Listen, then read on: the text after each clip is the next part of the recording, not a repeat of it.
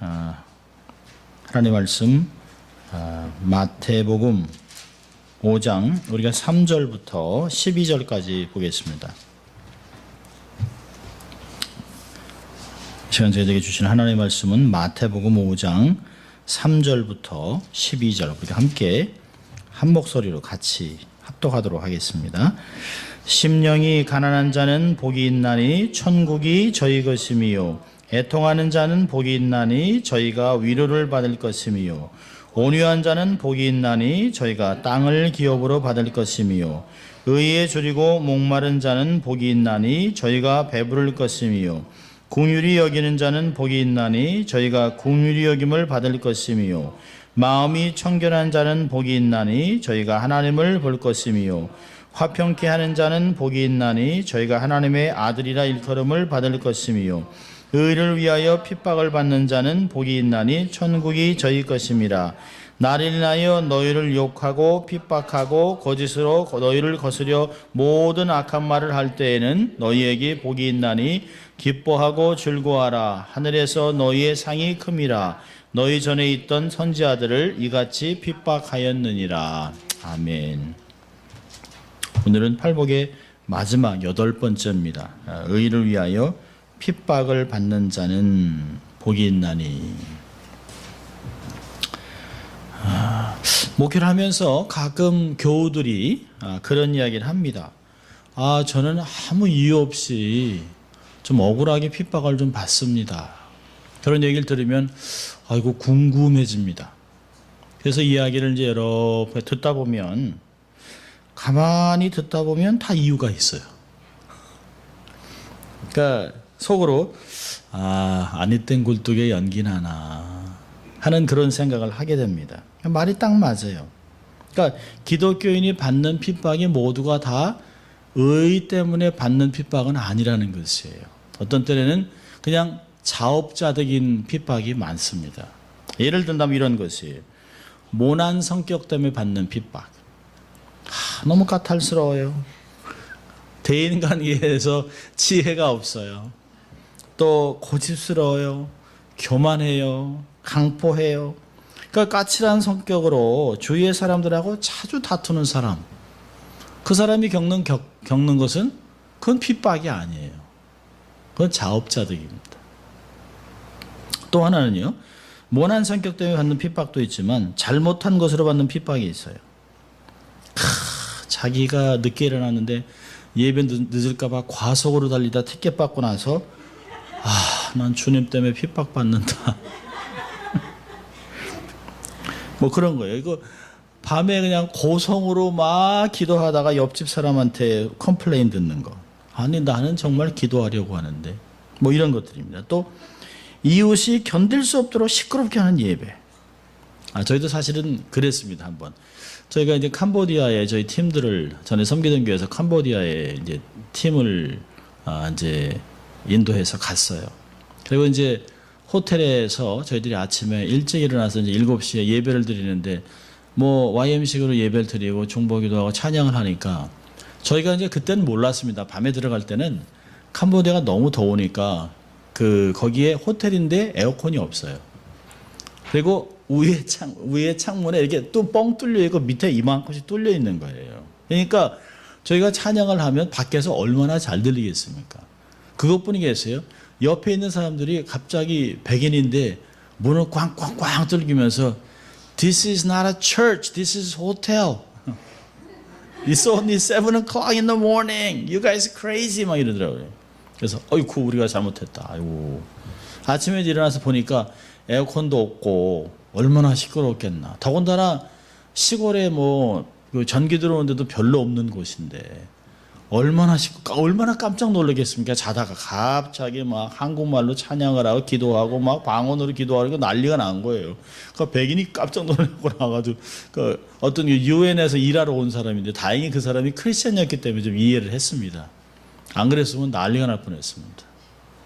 그래서 그 다음 날부터는 아침에 일찍 일어나서 조용히 일어나서 걸어서 근처에 있는 교회까지 가서 교회에서 이제 열심히 사방을 보고 기도했던 곳이 있습니다. 그러니 뭐 선교지지만 사실 호텔에서 큰 소리로 했으니 이건 핍박이 아니죠. 자업자득이죠.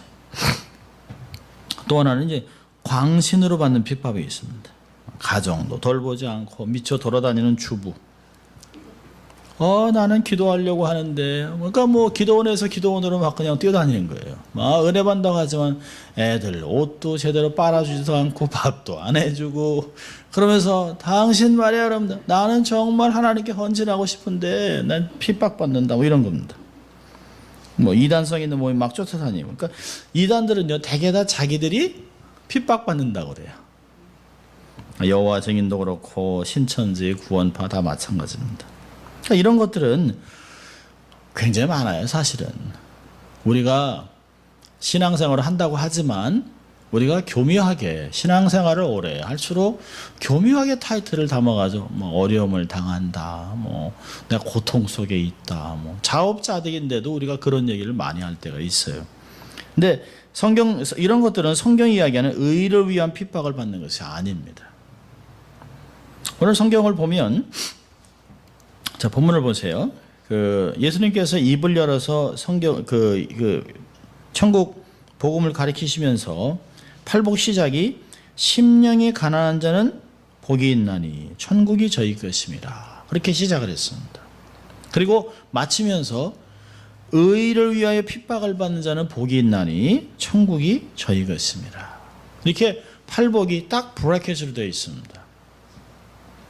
예를 얘기한다면 팔복의 시작과 끝이 천국을 소유하는 것이에요.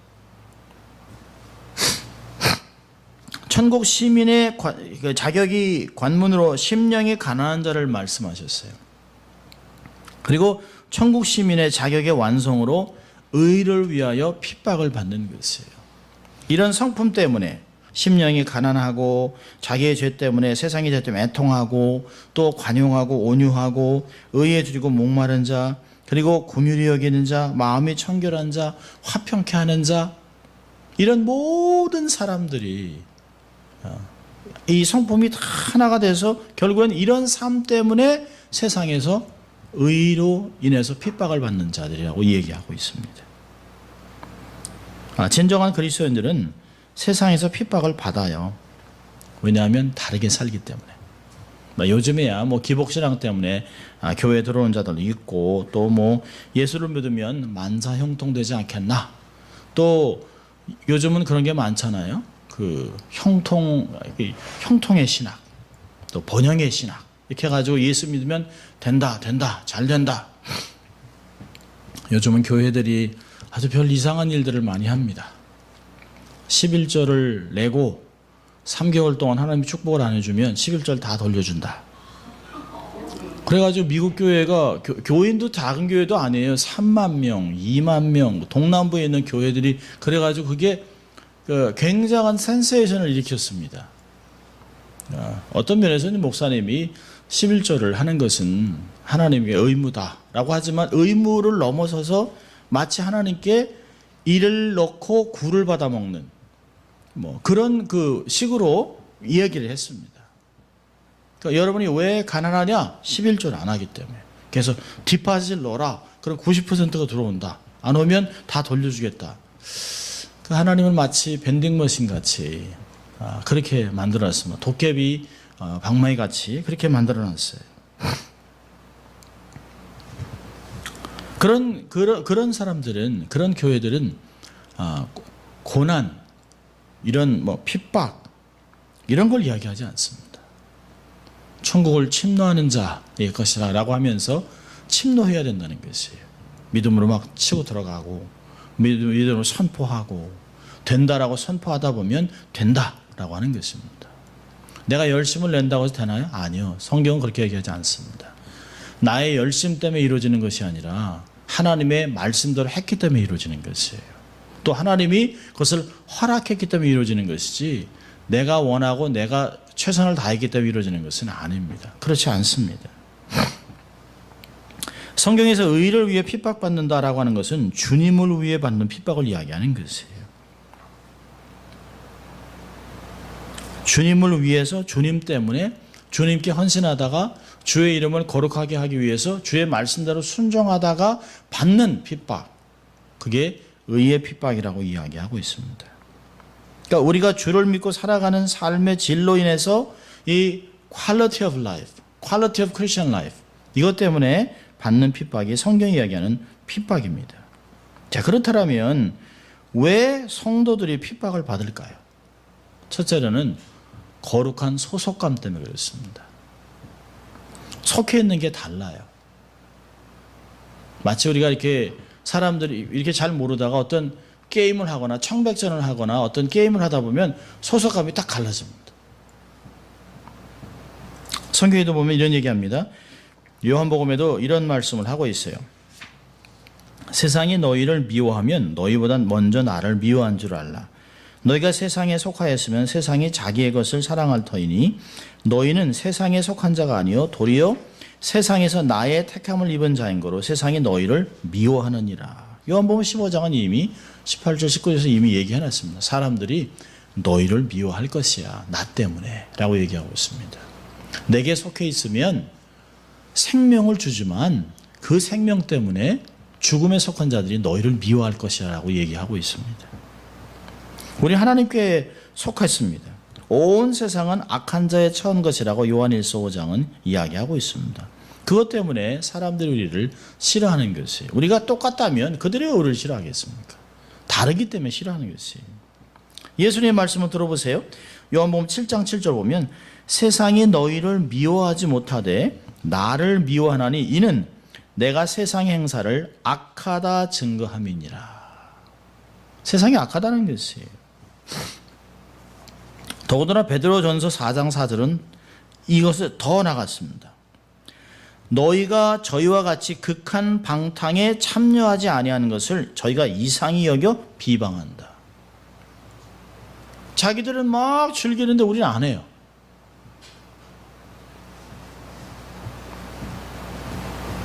어떤 분은 그러더라고요. 아니 사람들이 자기가 좋아하는 사람 좋아할 수 있는 거 아닙니까? 그건 인권인데 왜 기독교만 나서가지고 동성애가 안 되네 뭐하나 왜 그러느냐. 성전을 하고 싶으면 하는 거지. 아니 왜 그 사람이 원하는 걸 그렇게 놔둬야지. 왜 사람들이 종교로 인한 이름으로 그 사람을 막느냐. 참 생각하는 게 전제가 다르기 때문에 예수를 믿는 사람들은 하나님 말씀으로 시작하잖아요. 하나님이 죄라고 하는 것은 죄. 하나님이 싫어하는 것은 우리도 싫어하고 하나님이 좋아하는 것은 우리 느낌이 아니더라도 우리가 좋아하는 것이에요. 근데 세상은요. 내가 좋아하면 되는 것이에요. 내가 좋다는데 남이 뭐라고 그래요. 그리고 그 사람이 좋아하는데 내가 왜 뭐라고 그래요. 그렇지 않다는 것이에요. 그러니까 죄에 동참하지 않으니까 자기들의 이야기에 동참하지 않으니까 막 비난하는 것이에요. 아주 배타적이라고 얘기하는 것이에요. 그들과 똑같이 사는 사람들에게는 환난과 핍박이 없어요. 가끔 그러잖아요.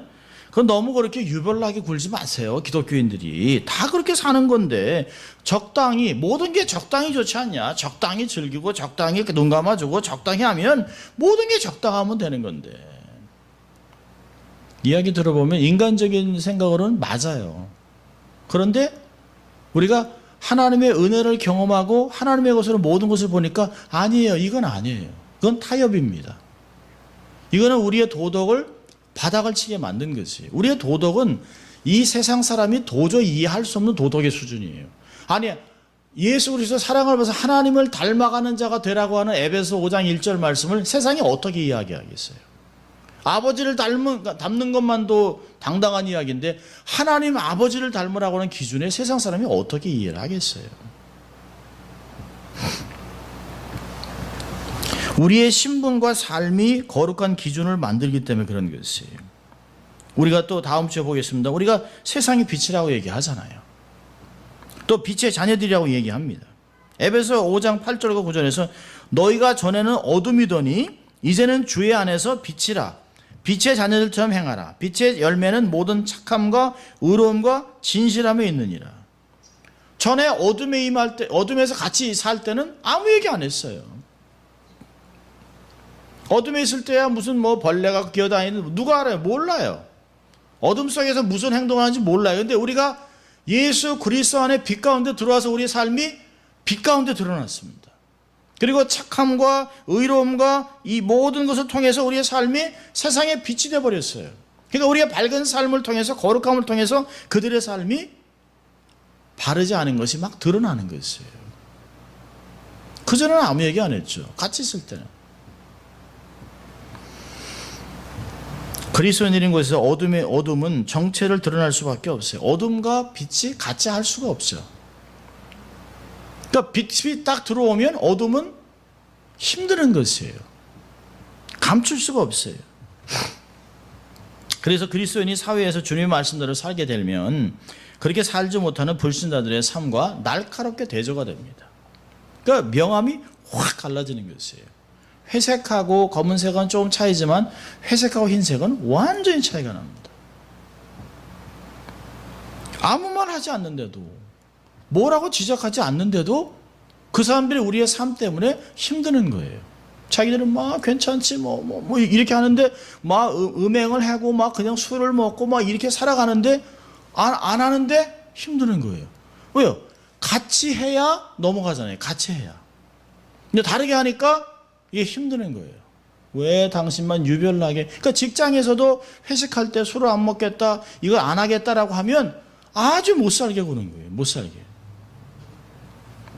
삶을 살아가는 기준과 스타일이 완전히 다르기 때문에 그렇습니다. 제가 오랫동안 사귀었던 친구, 지금 이제 38년 동안 친구인데요. 그전에는 뭐 예수 안 믿을 때는요. 저는 예수 안 믿는 사람들이 저 사람들 주일날 뭐 하나? 그랬습니다.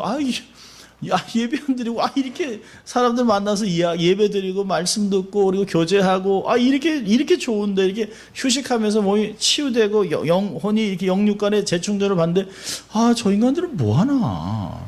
근데 그쪽은 반대예요. 저한테, 목사한테도 낚시 가자, 뭐, 등산 가자, 뭐, 2박 3일 여행 가자. 아니, 내가 목사인데, 그걸 자꾸 가자 그러면 어떡하냐. 술 먹자 그래요. 동창회 나오라고 그래, 그죠.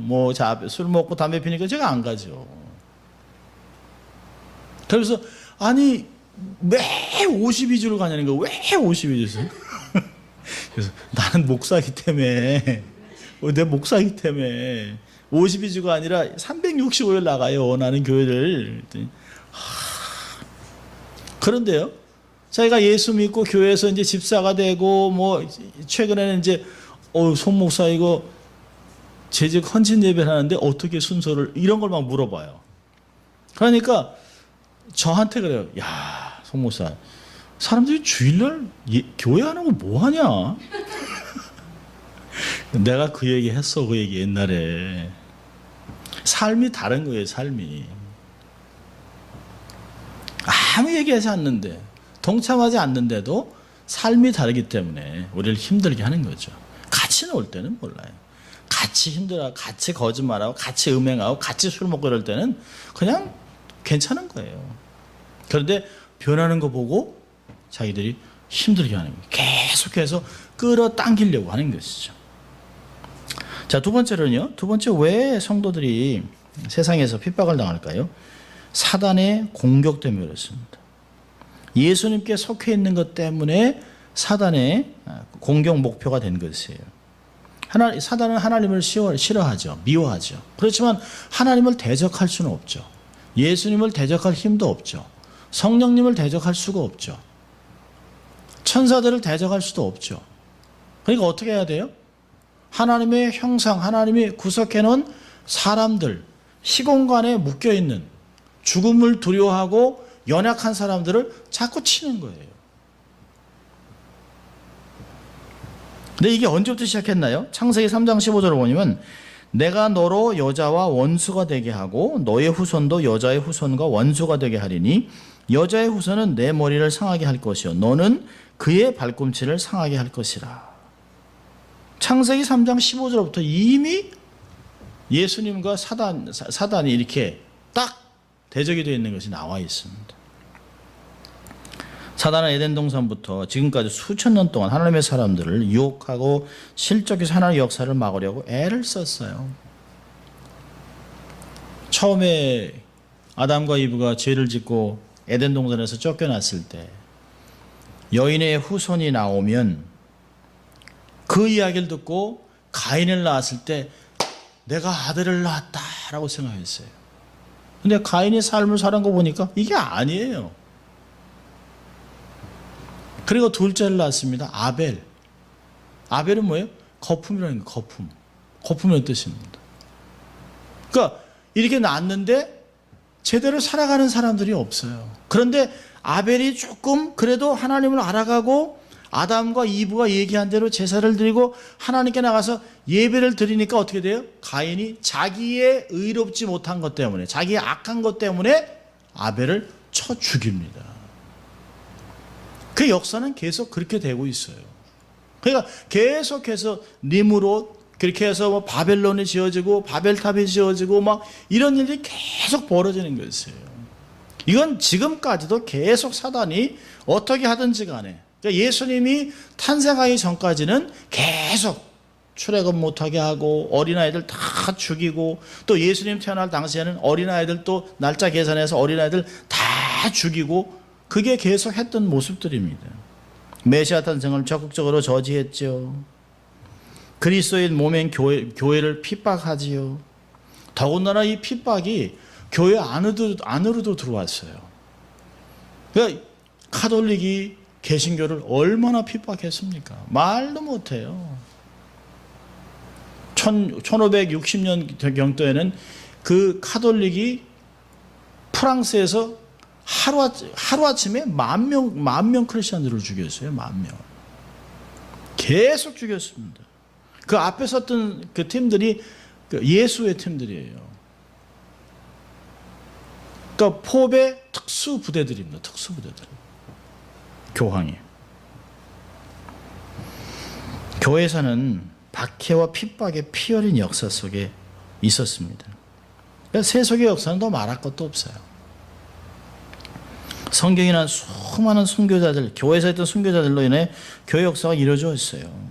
보세요. 경건한 삶으로 인해 사자굴에 던져진 다니엘, 우상에 전하는 것을 거부하다 풀무불에 던져진 다니엘의 세 친구들, 복음을 증거하다 감옥에 갇힌 바울과 실라, 신사참배에 거부하다가 그 고문 속에 순교하신 주기철 목사님. 요즘 같으면요, 아이시스가 느닷없이 나타나가지고 크리스찬이라는 사람들을 잡아서 가장 편하게 정말 자기들이 이렇게 여유 있게 정말 사람들을 죽이는 게 목을 따는 거예요.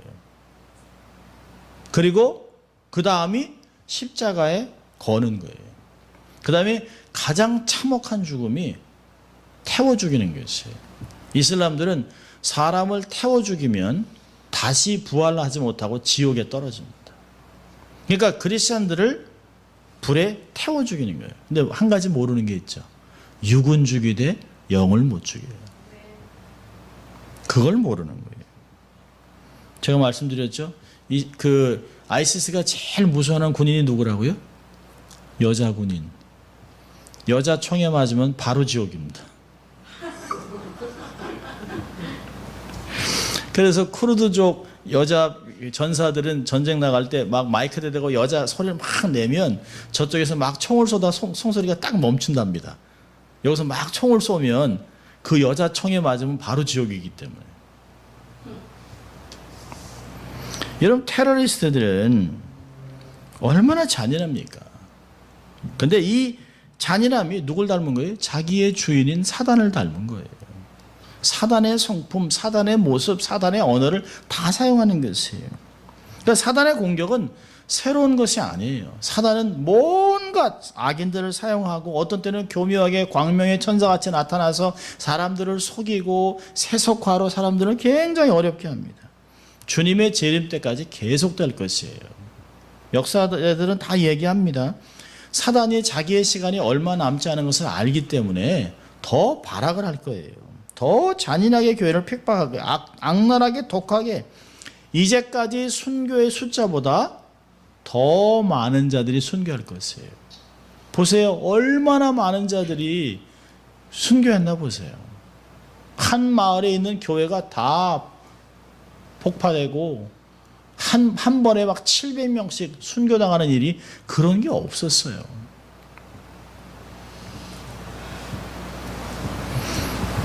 이런 이유 때문에 성도들이 핍박을 받습니다.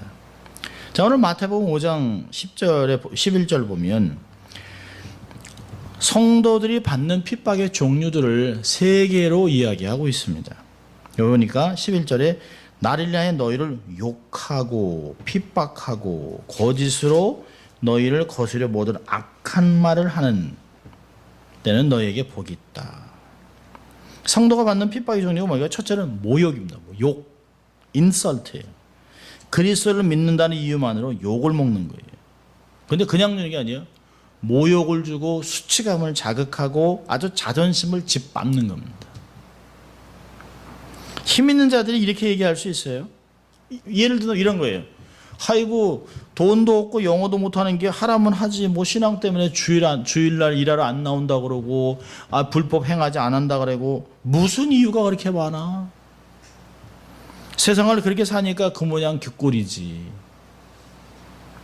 세상이 그렇게 만만한 줄 알아? 또 그럽니다. 병신 같은 게. 자기만 예수 믿는다고 돈 나오냐 뭐 나오냐. 난 주목을 믿는다. 내가 자수성가한 거야 내가. 너같이 게을르니까 크리스찬들 그 시간 있으면 땅을 팔아. 땅을 파. 이게 듣는 이야기들이에요. 이 일반적으로 크리스찬들이 일반 세상에서 듣는 이야기들입니다. 소위 힘 있는 사람, 자수성가한 사람들에서 듣는 이야기들이에요. 근데 이게 새로운 게 아니에요. 예수님이 십자가 달렸을 때도요, 똑같이 했어요, 사람들이. 내려와 봐. 아니, 자기도 구원 못하는 게 무슨 메시아야? 사람들이 조롱하고 모욕하고 희롱하고 같이 달려있는 강도들도 욕했다라고 얘기하고 있습니다. 색다른 게 아니에요. 예수님은 십자가 달려서 온갖 모욕을 다 당했습니다. 두 번째는요, 핍박을 받아요. 사회의 세력으로 해서 핍박이 옵니다. 예를 들면 그런 거예요. 너희가 믿는 예수가 더 중요해? 나라가 더 중요해? 대통령이 더 중요해? 교회가 더 중요해? 사실 질문도 안 되는 건데요. 그런 질문을 해야 됩니다. 군대 같은 데서 질문을 해요. 눌러서 압력을 가해서 아주 자꾸 못 견디게 만듭니다. 누가 하나라도 쫓아가서 그 사람을 때리는 건 아니지만 차츰차츰 조금씩 조여오면 사람이 못 견뎌요. 세력이 와서 차츰차츰 누르니까 견딜 수 없어 결국 어떻게 돼요? 타협하는 거예요. 군대에서 그런다는 거 아니에요? 여기서 교회 나가는 놈 나와. 그래가지고 교회 나가겠다는 사람을 아주 그냥 곡괭이 자루로 아주 그냥 다리 몽둥이를 부러뜨려 놓을 정도로 때린답니다. 그러면 겁이 나서 못 나오는 거예요. 겁이 나와서. 예수 믿는다고 그렇게 때리고 그런다는 거죠. 핍박하고. 그러니까 타협하는 거예요. 안 맞으려고. 두려워받지 않으려고. 병신되지 않으려고. 그러다 결국엔 타협하고 이방인이 되는 거죠. 쫓겨다니는 거예요. 이것이 박해요. 핍박입니다. 세 번째는요, 비방하는 것이에요. 거짓. 너희를 거스려 모든 악한 말을 거짓으로 비방합니다. 거짓으로 너희를 거스려 모든 악한 말을 한다. 그들은 그리스도인들을 저주하고 사실무근한 걸 전혀 근거도 없는 걸로 막 말을 지어냅니다. 이런 일을 당하는데 아주 괴롭죠. 견디기 어렵죠. 근데 놀라운 것은 이런 일들이 밖에서 일어나지만 교회 안에서도 그래요. 교회 안에서도. 이렇대더라. 이런가 봐. 저 사람 봐. 이런 식으로 나와요. 이게요, 초대교회 순교가 이렇게 시작됐습니다. 초대교회 순교가. 기독교인들이 공동체적 생활을 하면서 새벽이나 저녁에 모여서 이제 그리스도의 살과 피를 상징하는 떡과 포도주를 먹으며 행했던 성찬식 의식이 있잖아요. 근데 그것을 사람들이 기독교인들은 밤중에 동굴에 모여서 포금을 하고 폭식하고 자식을 죽여서 인육을 먹고 그래서 그 자식의 피를 마시고 살을 먹는다고 얘기를 했습니다. 그리고 교회 지도자들이 막 그냥 나쁜 것을 경배하고 평화의 키스라 그래서 그냥 막 이거 막 그냥 건전한 사회 풍습을 해치는 근친상간하는 저속한 무리라고 그래가지고 결국에는 그들을 핍박하기 시작해서 그들을 엄청나게 많은 사람을 죽였습니다.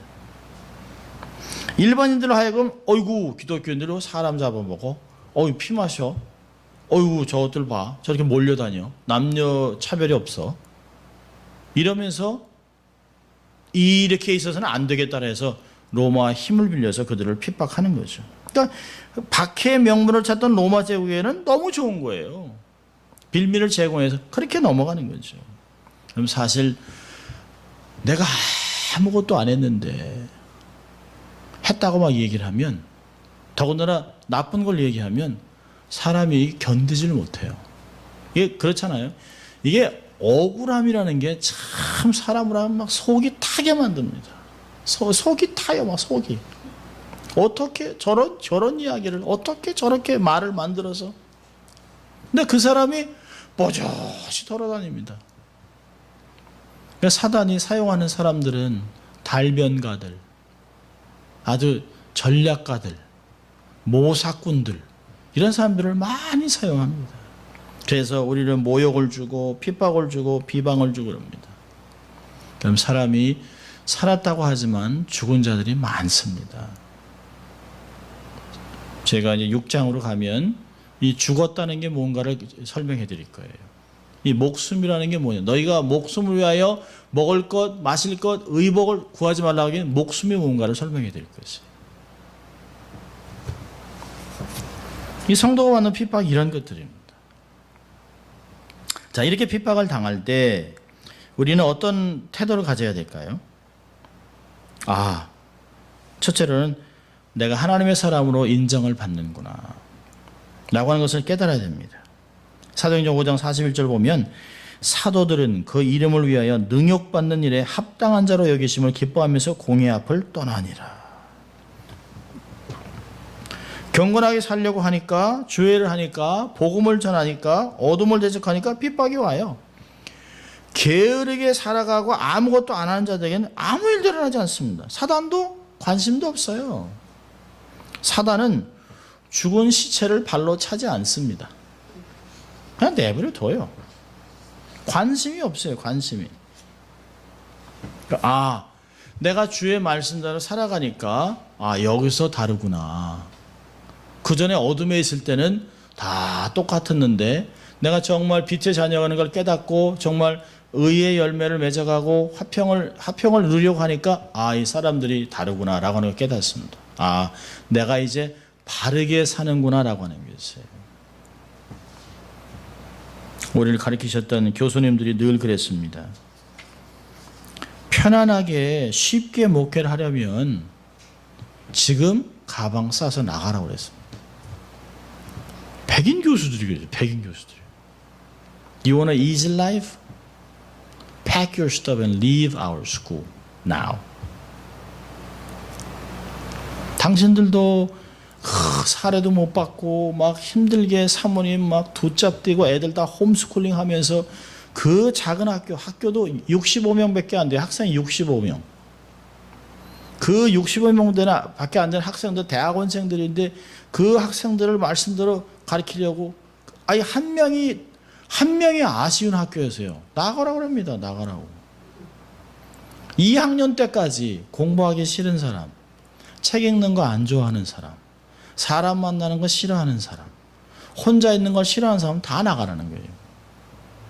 그것도 나가요. 백인들은 또 순종하고 나가요. 그런데 3학년이 되면 나가려고 하는 사람을 잡습니다. 하나님이 3년 동안을 너희를 지켜주셨는데 조금만 더 참으면 되지 않겠느냐. 하나님이 너에게 이렇게 이 많은 훈련을 시켰는데 이거를 주를 위해 사용해야 되지 않겠느냐. 그럼 교수님하고 학생들하고 같이 울어요. 일주일에 한 번씩 모여서 교수님들하고 기도해야 하고 손잡고 기도하고 그런 이야기를 합니다. 결코 쉬운 일이 아니라는 것이에요. 늘 그러셨어요. 교수님들이. 숫자에 신경 쓰지 말고 내가 하나님 앞에 서 있는가 그거 생각하고 가라는 거예요. 그거 생각하고.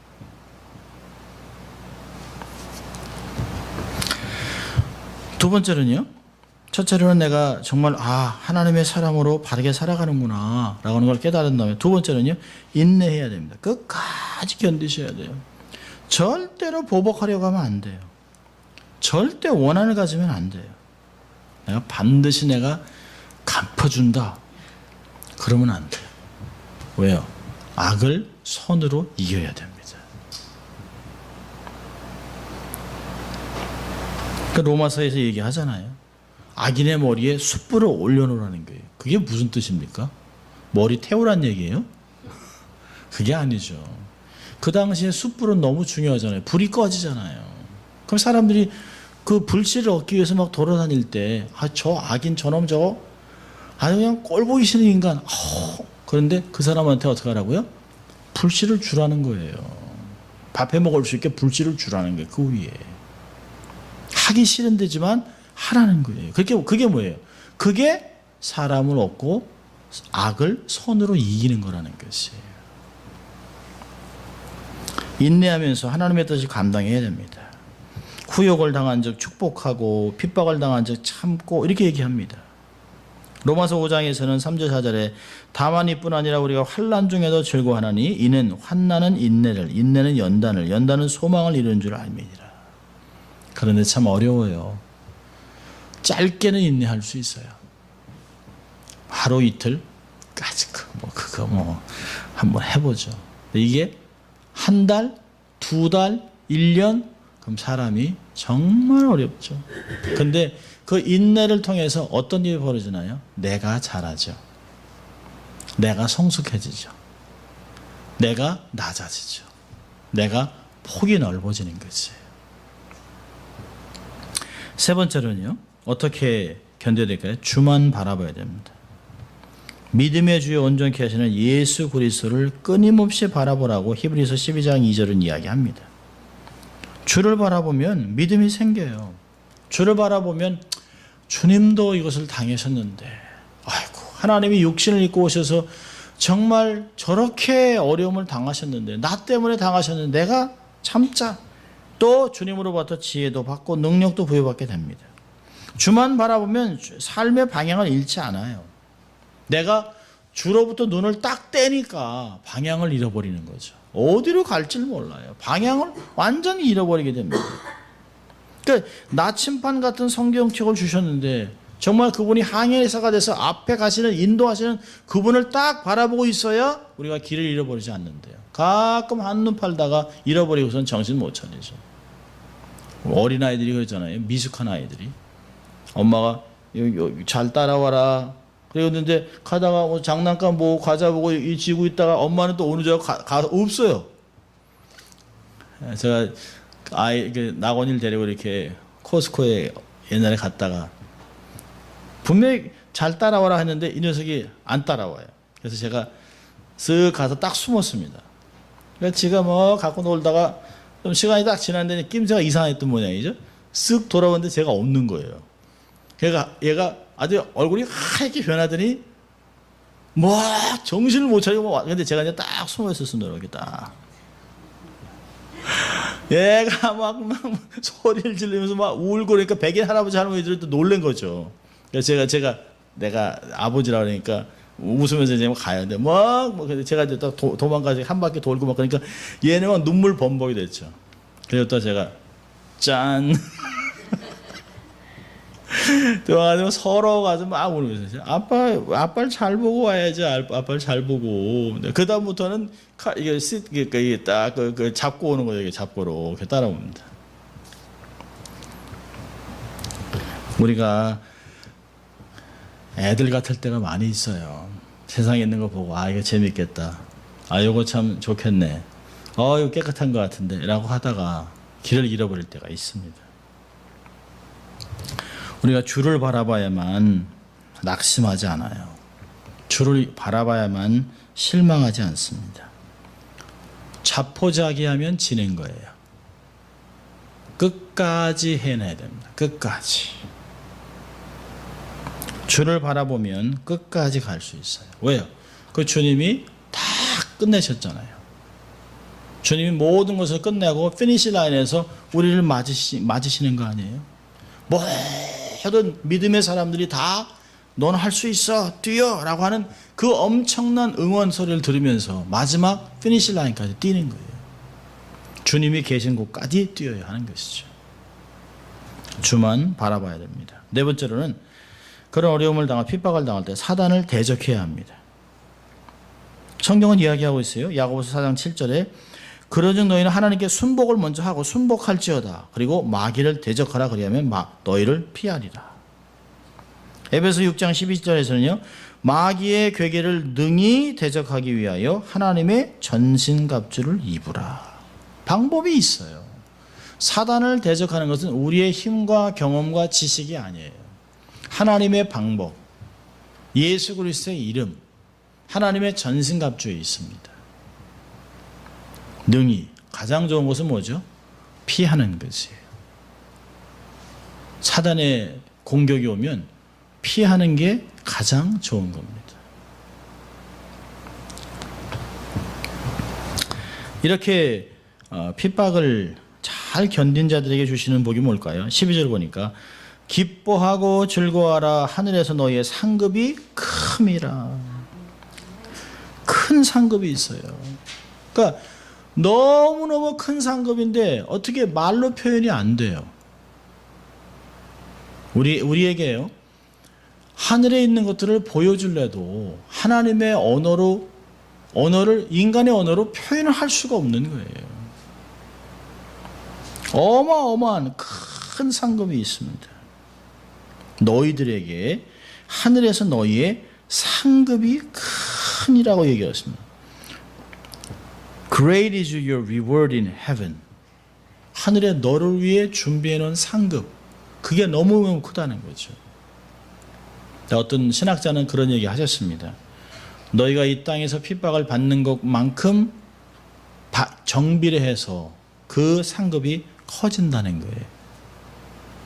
그래서 그 신학자는 아주 의미심장한 얘기를 합니다. 핍박이 없는 것은 상급이 없다는 의미가 될 수도 있다. 그렇게 얘기하고 있습니다. 신학자는 얘기했습니다. 나는 고통을 고통한다. 고로 존재한다. 데카르트는 그렇게 얘기 안 했어요. 킬케골은 내가 고통함으로 내가 존재한다 그랬는데요. 데카르트는 내가 생각함으로 내가 존재한다. 킬케골은 훨씬 더 앞에 나갔습니다. 내가 고통하기 때문에, 고통을 받기 때문에 내가 존재하는구나. 하나님 안에서 존재하고 있다고 얘기하고 있습니다. 하나님이 구원의 최종 완성이 나타날 때, 그분이 나타나면 칭찬과 영광과 존귀를 주시겠다고 얘기했습니다. 그럼 작은 배는 아주 작은 배에 맞게 가까운 바다만 다닙니다. 근데 보통 자갈은 그냥 놔두지만 다이아몬드는 깎아요. 여러분 자갈 깎는 분 보셨어요? 자갈 깎아서 뭐 하겠어요? 그 자갈 깎아가지고. 다이아몬드니까 깎는 거죠. 다이아몬드니까. 광채가 번쩍번쩍하죠. 받기 위해서 그냥 달달 벗기는 거예요. 막 깎아내고 뭐 그러는 것이죠. 아름다운 색깔이 나도록 깎고 또 깎고. 물을 많이 닿는 저수지를 파려면 깊게 파야 돼요. 깊게 파고 오랫동안 물을 받아야 합니다.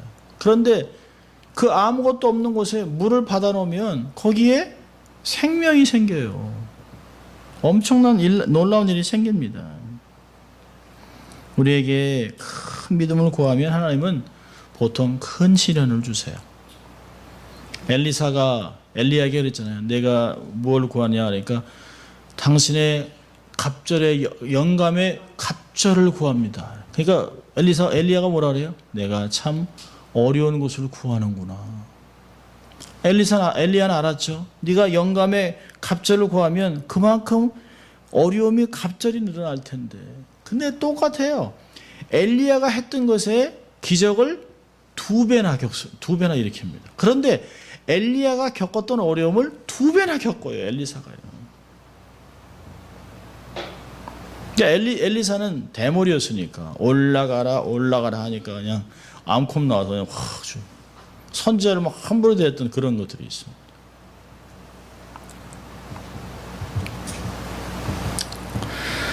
올림픽 경기에서 금메달을 목에 걸었던 사람은 모두 피나는 훈련의 과정을 거쳤습니다. 도중에 탈락한 자는 못 받았어요. 혹독한 훈련을 견디지 못한 자는 아무런 칭찬도 영광도 주어지지 않습니다. 세월이 지나면 없어질 상급을 위해서도 이렇게 열심을 하는데요. 생명의 면류관 하늘의 상급을 바라보는 자는 얼마나 더 열심을 내야 되겠습니까?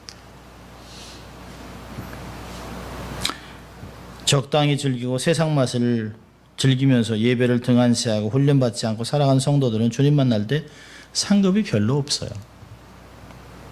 상급에는 반드시 차이가 있습니다.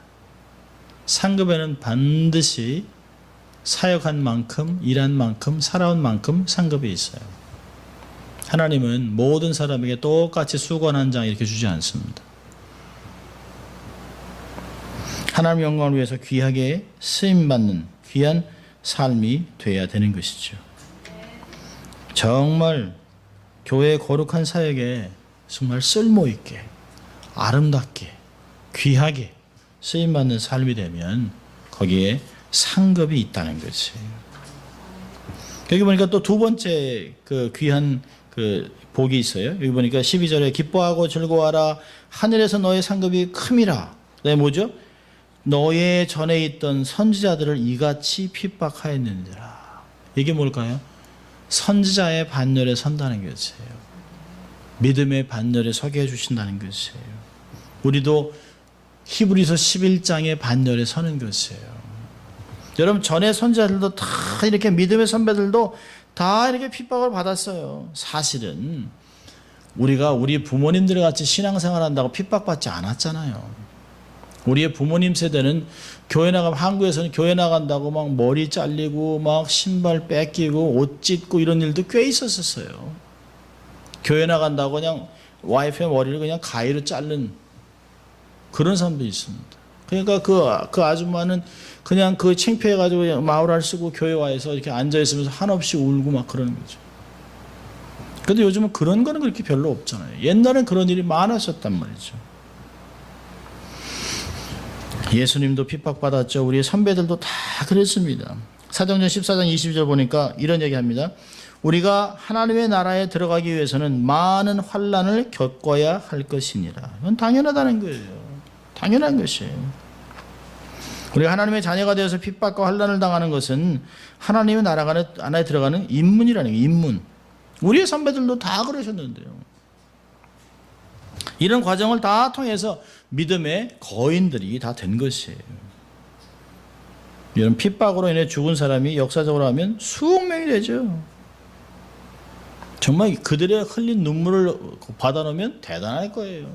그들의 흘린 피 어마어마하겠죠. 여러분 교회는 이런 핍박을 이기고 세워진 것이에요. 그리스도의 피와 믿음의 선조들의 피에 의해서 교회가 세워진 것입니다. 교회는 정말 거룩한 것이에요. 예수님의 피로 세워지고 거룩한 성도들의 피 위에 세워진 교회입니다. 여러분 복이 뭡니까? 복이 하나님의 임재를 경험하는 거죠. 내 삶에서 하나님의 나라를 확보하는 거죠. 하나님 나라의 그 아름다운 모습들을 삶에서 누리고 살아가는 것입니다. 돈 몇 푼 얻는 것, 세상의 명예와 권세와 인기를 잠깐 얻는 것, 행복하게 잘 사는 것, 이런 것도 복은 복이에요. 근데 주님이 주시는 복의 지극히 아주 작은 것, 아주 작은 것이에요.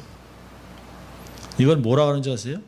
참 그렇습니다. 이 모든 종교는 다 먹을 것, 입을 것, 다 구해요. 근데 하나님이요?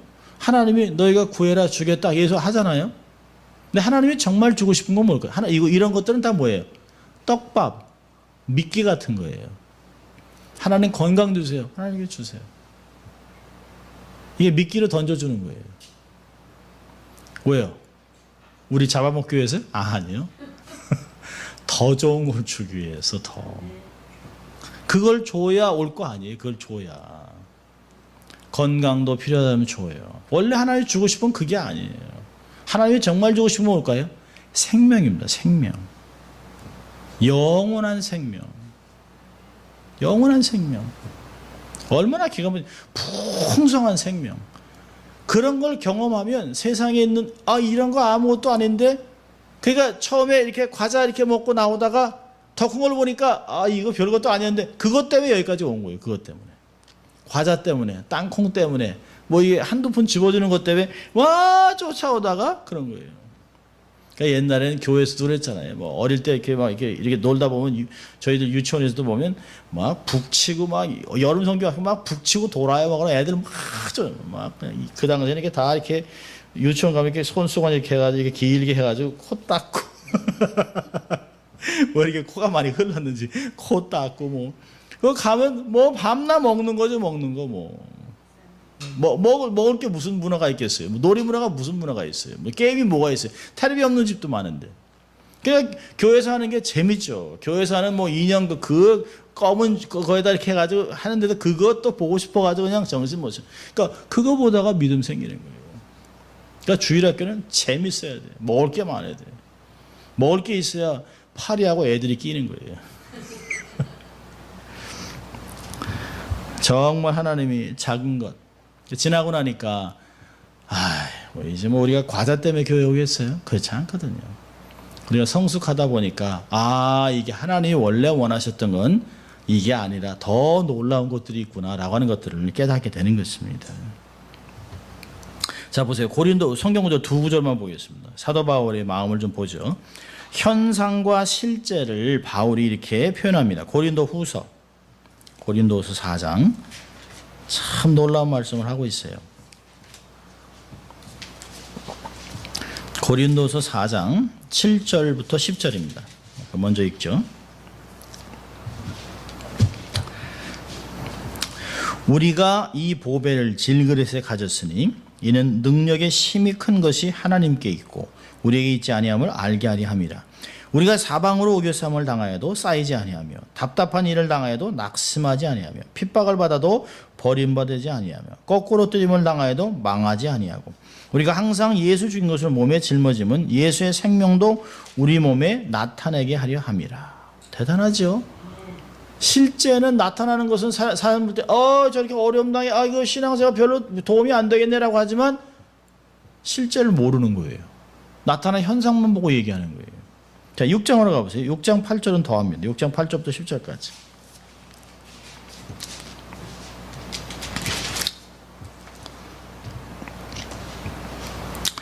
영광과 욕됨으로 말미암으로 악한 이름과 아름다운 이름으로 말미암으로 속이는 자 같으나 참되고 무명한 자 같으나 유명한 자요 죽은 자 같으나 보라 우리가 살고 징계를 받는 자 같으나 죽임을 당하지 아니하고 근심하는 자 같으나 항상 기뻐하고 가난한 자 같으나 많은 사람을 부욕해 하고 아무것도 없는 것 같으나 모든 것을 가진 자로다. 할렐루야.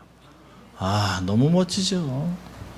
그러니까 이 사도 바울이 하늘나라를 얼마나 마음에 품고 있었는가를 볼 수 있어요. 그러니까 이런 사람들이 바로 어떤 사람이에요? 천국이 저희 것입니다. 세상에서는 아이고 저렇게 아무것도 없이 저렇게 가난하게 저렇게 만날 병들고 이렇게 하는데도 아니라는 거예요. 그거 뭐 세상에 당신 알아주겠어? 아니요. 하늘나라에서 알아주는 유명한 사람이라고 얘기하고 있습니다. 성경 우리에게 그렇게 얘기하고 있어요. 현상과 실제를 확실하게 우리에게 얘기해주고 있습니다. 팔복을 이게 마치면서 다음 주부터는 이제 세상의 소금, 빛 이렇게 실제적인 상황들을 좀 나눌 겁니다. 팔복을 보면서 내가 정말 심령이 깨끗한 가운데 핍박을 당해도 견딜 수 있어야 되겠다라고 하는 마음들이 있어야 됩니다. 절대로 타협하지 마세요. 몇 가지 우리가 적용한다면 첫째로는 나의 놀라운 신분을 절대로 잊지 말라는 거예요. 내가 누구냐? 예수 그리스도의 보혈로 우리가 구속된 사람입니다. 하나님의 아들입니다. 하나님의 딸입니다. 왕같은 제사장입니다. 변하지 않습니다. 우리가 갖는 구원 절대 바뀌지 않습니다. 잃어버릴 수가 없습니다. 두 번째로는요. 타협하지 마세요. 세상과 어떤 상황 속에서도 타협하지 마세요. 진리를 타협하지 마세요. 부르심을 타협하지 마세요. 세상 것과 진리를 타협하지 마세요. 세 번째로는 소망을 놓지 마세요. 그것만 있으면 세상을 얼마든지 이겨나갈 수 있어요. 왜요? 하나님이 약속한 말씀이거든요. 이 말씀을 생각하면서 천국을 소유한 자는 이런 사람이구나. 정말 절대로 어떤 어려움 속에서도 낙심하지 말고 살아서 하나님의 영광을 돌리고 이런 삶을 통해서 은혜의 통로가 되어야 되겠다는 마음의 결정을 하는 여러분 될 수 있기를 주의 이름으로 축원합니다. 기도하겠습니다. 말씀을 생각하면서 하나님 우리 좀 은혜를 달라고 제가 기도하고 합심으로 기도합니다. 하나님